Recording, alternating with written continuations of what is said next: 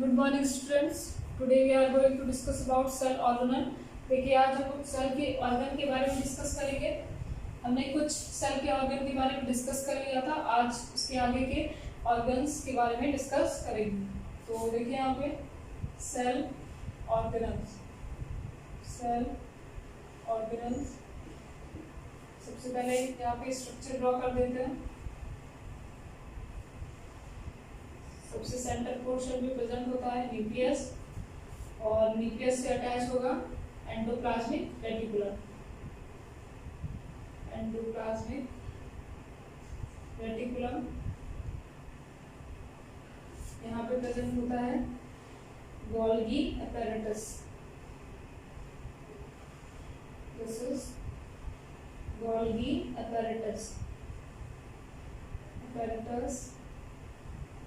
and this is the mitochondria। एक rough diagram है, बस आपको समझना है, इसमें समझना ज्यादा मैटर करता है। This is mitochondria, this is vesicle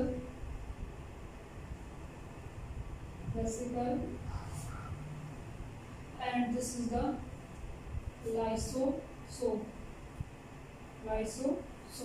तो देखिए इसके बारे में पहले डिस्कस कर लेते हैं। एंडोप्लाज्मिक रेटिकुलम, न्यूक्लियस और सेल मेम्ब्रेन के बारे में हमने पहले ही डिस्कस कर लिया।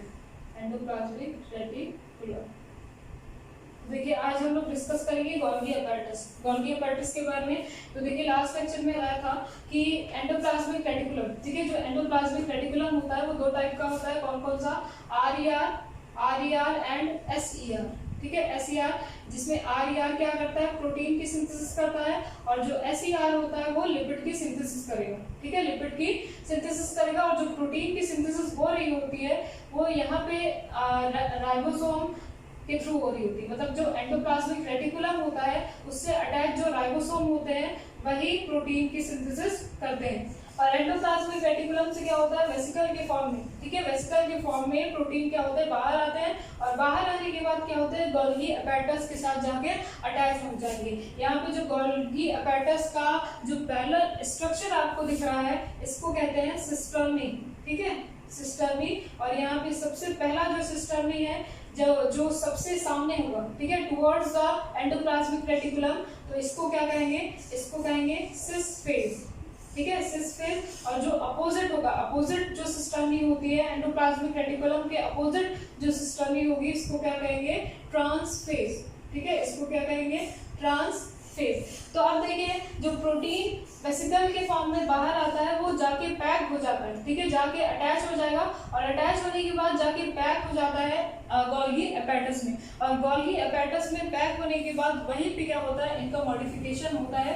और गोल्गी अपैरेटस का जो नेम था उसको एक साइंटिस्ट थे, ठीक है, कैमिलियो गोल्गी। ठीक है, एक साइंटिस्ट थे जिन्हें कहा जाता था कैमिलियो गोल्गी। इन्हीं के नाम पे इनका नाम रखा गया था, इन्हीं के नाम पे इस गोल्गी अपैरेटस का नाम रखा गया था जिन्होंने इनकी डिस्कवरी की थी। तो यहाँ पे देखिए वेसिकल के फॉर्म में जो प्रोटीन बाहर आते हैं वो जाके अटैच हो जाएंगे, पैक हो जाते हैं किसमें, गोल्गी अपैरेटस में। और गोल्गी अपैरेटस में पैक होने के बाद ही क्या होता है, इनका मॉडिफिकेशन होगा cis phase to trans phase. Protein का मॉडिफिकेशन होता है सिस फेज से ट्रांस फेज। जैसे कि फैक्ट्री होती है, फैक्ट्री में क्या होता है, बहुत सारे जो रॉ मटेरियल्स होते हैं, रॉ मटेरियल से बहुत सारे प्रोडक्ट का फॉर्मेशन होता है। तो जो प्रोडक्ट का फॉर्मेशन हो रहा है वो आप उसको कंसीडर कर सकते हो, मान सकते हो, सॉरी, जो प्रोडक्ट का फॉर्मेशन हो रहा है उसको आप मान सकते हो एंडोप्लाज्मिक रेटिकुलम।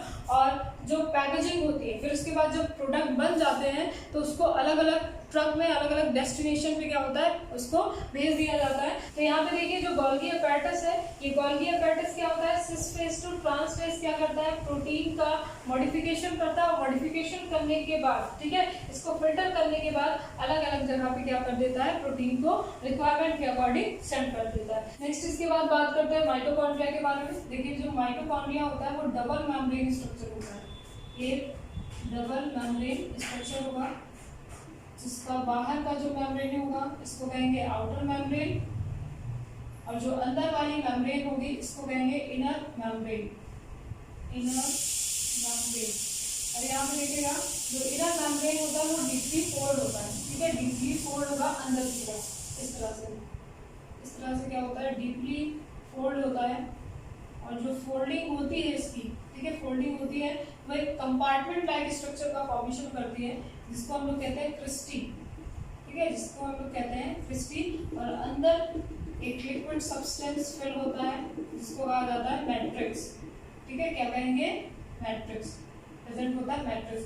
और देखिए माइटोकॉन्ड्रिया ही एक ऐसा सेल ऑर्गेनल है, माइटोकॉन्ड्रिया, जो कि जिसके अंदर क्या होता है, इनका खुद का डीएनए, ठीक है, डीएनए और राइबोसोम प्रेजेंट होता है इसके अंदर इनके खुद का डीएनए और राइबोसोम क्या होता है, प्रेजेंट होता है, डीएनए और राइबोसोम, जिससे क्या कर सकते हैं, ये प्रोटीन की सिंथेसिस भी कर सकते हैं। तो यहाँ पे देखिए डीएनए क्या है, डीएनए है deoxyribonucleic acid, DNA is deoxyribonucleic acid, ठीक है। तो ये हो गया स्ट्रक्चर की बात। तो ये जो माइटोकॉन्ड्रिया है उसके बाहर का जो मेम्ब्रेन होता है इसको कहेंगे आउटर मेम्ब्रेन, और जो अंदर की मेम्ब्रेन होती है इसको कहेंगे इनर मेम्ब्रेन।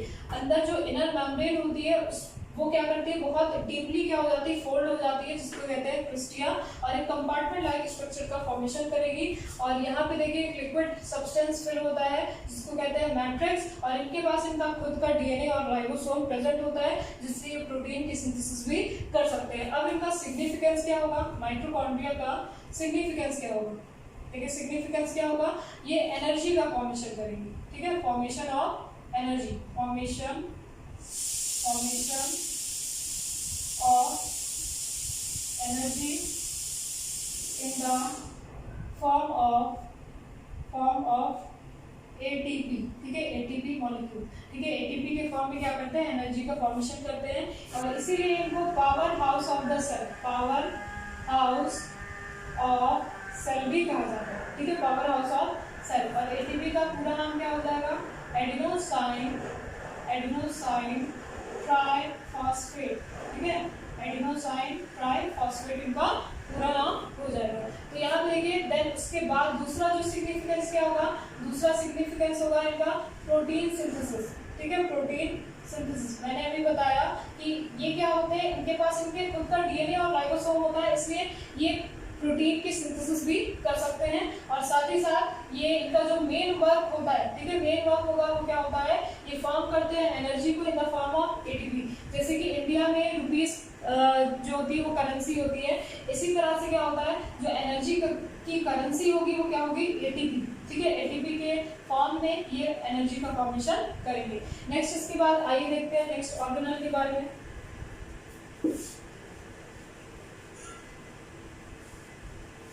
नेक्स्ट ऑर्गेनल जो कि है लाइसोसोम, नेक्स्ट इसके बाद देखिए लाइसोसोम। लाइसोसोम क्या है, लाइसोसोम एक ऐसा सेल ऑर्गेनल है जिसके पास डाइजेस्टिव एंजाइम क्या होते हैं, प्रेजेंट होते हैं। बहुत सारे हाइड्रोक्लोरिक जो एंजाइम होते हैं वो प्रेजेंट होते हैं, जो कि कार्बोहाइड्रेट, लिपिड, प्रोटीन, इन सबको डाइजेस्ट कराने में क्या करता है, हेल्प करता है। और इसको सुसाइडल बैग, ठीक है, सुसाइडल बैग ऑफ सेल भी कहा जाता है, ठीक है, सुसाइडल बैग ऑफ सेल। क्यों सुसाइडल बैग ऑफ सेल कहा जाएगा, यहाँ पे देखिए इनके पास जो एंजाइम होता है, ठीक है, बहुत सारा एंजाइम होता है, ये क्या करता है, डाइजेस्ट कराता है। और अगर ये जो वॉल होती है, ठीक है, जिसके अंदर क्या होते हैं, एंजाइम फिल्ड होते हैं, अगर ये वॉल क्या हो जाती है, बस्ट हो जाती है, तो बस्ट होने के बाद ये जितने भी एंजाइम है वो बाहर आ जाएंगे, और बाहर आने के बाद ये अपने ही सेल को क्या कर लेता है, इनगल्फ कर लेता है, या फिर जितने भी आसपास के जो सेल होते हैं इनको क्या करता है, डाइजेस्ट कर लेता है with the help of enzyme. तो इसलिए क्या होता है, इनको सुसाइडल बैग ऑफ सेल कहते हैं, क्योंकि ये अपने ही सेल को क्या कर लेता है, डाइजेस्ट कर लेता है। देखिए हमने डिस्कस कर लिया है सेल ऑर्गेनल, जो इंपॉर्टेंट सेल ऑर्गेनल थे, endoplasmic reticulum, mitochondria, vesicle, Golgi apparatus और लाइसोसोम। नेक्स्ट इसके बाद हम लोग एक सेल ऑर्गेनल के बारे में पढ़ेंगे जो कि प्लांट्स में प्रेजेंट होता है, ठीक है, वो है प्लास्टिड, ठीक है, प्लास्टिड, ठीक है। प्लास्टिड एक ऐसा सेल ऑर्गेनल है जो कि प्लांट सेल में प्रेजेंट होगा। जो प्लास्टिड होता है वो दो टाइप का होता है, first is chromoplast and second is leucoplast. देखिए क्रोमोप्लास्ट क्या होता है, क्रोमोप्लास्ट जो होगा वो जितने भी डिफरेंट कलर के फ्रूट्स होते हैं, डिफरेंट कलर के जो फ्रूट्स होते हैं उनको पिगमेंट देने में, डिफरेंट कलर के जो पिगमेंट होते हैं वो देने में क्या करता है, हेल्प करता है। और जो ल्यूकोप्लास्ट होगा वो स्टार्च, ठीक है, स्टार्च है, प्रोटीन है और लिपिड है, इसको क्या करता है, स्टोर करता है, इसको स्टोर करने में हेल्प करेगा।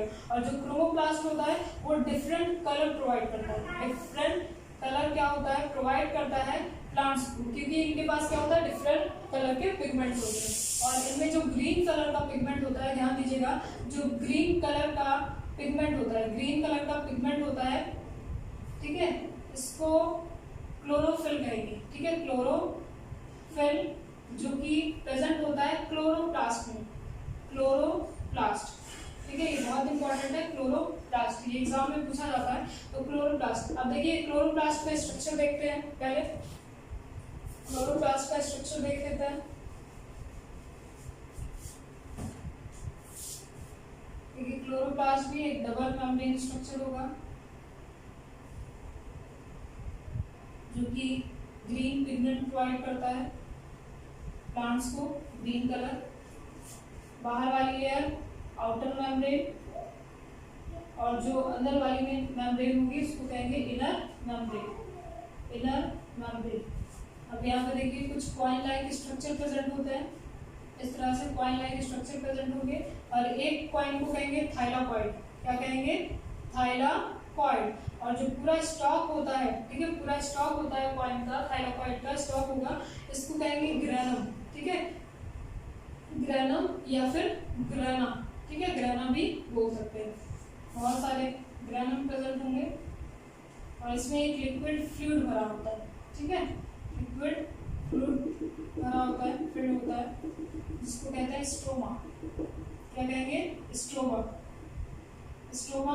और ये जो थाइलाकॉइड होगा मींस ग्रेनम होता है, ये एक थ्रेड लाइक स्ट्रक्चर से क्या होता है, अटैच होता है एक दूसरे से, जिसको कहते हैं लैमेलिन, लैमेलिन। क्योंकि ये क्या है, स्ट्रोमा के अंदर है, तो इसका पूरा नाम हो जाएगा स्ट्रोमा लैमेलिन, क्या हो जाएगा, स्ट्रोमा लैमेलिन। अब देखिए इसका फंक्शन क्या होता है, ठीक है, इसका फंक्शन क्या होगा, इसका फंक्शन होता है ये फोटोसिंथेसिस में क्या करता है, हेल्प कराता है, ठीक है, फोटोसिंथेसिस में हेल्प कराएगा। फोटोसिंथेसिस, जितने भी ग्रीन प्लांट्स होते हैं वो फोटोसिंथेसिस में क्या करते हैं, हेल्प कराते हैं, जिनके पास ग्रीन पिगमेंट क्लोरोफिल क्या होता है, प्रेजेंट होता है। और वो क्लोरोफिल एक सेल ऑर्गेनल, ठीक है, ये जो सेल ऑर्गेनल है क्लोरोप्लास्ट, इनके अंदर क्या होगा, प्रेजेंट होगा। तो यहाँ पे देखिए जो फोटोसिंथेसिस की प्रोसेस होती है, इसमें दो तरह की रिएक्शन होती है, एक लाइट रिएक्शन और दूसरी क्या होती है, dark reaction, dark reaction. Light reaction जो होती है वो थाइलाकॉइड के अंदर होती है, ध्यान दीजिए यहाँ पे, जो लाइट रिएक्शन है in the presence of light होगी, in the presence of sunlight होगी, और जो कि थाइलाकॉइड के अंदर होती है। और जो डार्क रिएक्शन होता है वो स्ट्रोमा के अंदर परफॉर्म होगा। और इसी रिएक्शन, ठीक है, लाइट रिएक्शन और डार्क रिएक्शन के बाद ही क्या होता है, पूरा का पूरा फोटोसिंथेसिस की जो प्रोसेस है वो कंप्लीट होती है। और इसके रिजल्ट में जो प्रोडक्ट बनता है वो ग्लूकोज, ऑक्सीजन एंड वाटर का फॉर्मेशन करता है। तो यहाँ पे मैंने बताया कि जो प्लास्टिड है ये दो टाइप्स का होता है। First is chromoplast and second one is leucoplast. Chromoplast क्या करता है, डिफरेंट कलर प्रोवाइड करता है प्लांट्स को, जैसे कि टमाटो का कलर रेड होता है और कैरेट का कलर जो होता है ऑरेंज होता है, या फिर जो ब्रिंजल होता है, ठीक है, ब्रिंजल होता है उसका जो कलर होता है वो पर्पल टाइप होता है। तो जितने भी डिफरेंट कलर होते हैं वो प्रोवाइड करता है क्रोमोप्लास्ट, ठीक है, क्रोमोप्लास्ट प्रोवाइड करता है। और जो ग्रीन कलर होता है, ठीक है, ग्रीन कलर का जो पिगमेंट होता है इसमें, इसको कहते हैं क्लोरोफिल, ठीक है, क्लोरोफिल। और ये जो क्लोरोफिल होता है वो एक अलग सेल ऑर्गेनल में प्रेजेंट होगा, जिसको क्या कहेंगे, क्लोरोप्लास्ट, ठीक है। कभी कभी क्या होता है, प्लास्टिड को तीन टाइप्स में भी डिवाइड कर दिया जाता है, क्लोरोप्लास्ट, क्रोमोप्लास्ट एंड ल्यूकोप्लास्ट, वो आप कर सकते हैं। देन इसके बाद जो ल्यूकोप्लास्ट होता है वो कलरलेस होता है, ठीक है, कलरलेस होगा, इसमें कोई भी कलर नहीं होता है। और ये स्टार्च प्रोटीन प्लस लिपिड के स्टोरेज में क्या करता है, हेल्प करता है। So this is all about cell organelle. Next lecture में हम लोग नेक्स्ट टॉपिक के बारे में डिस्कस करेंगे।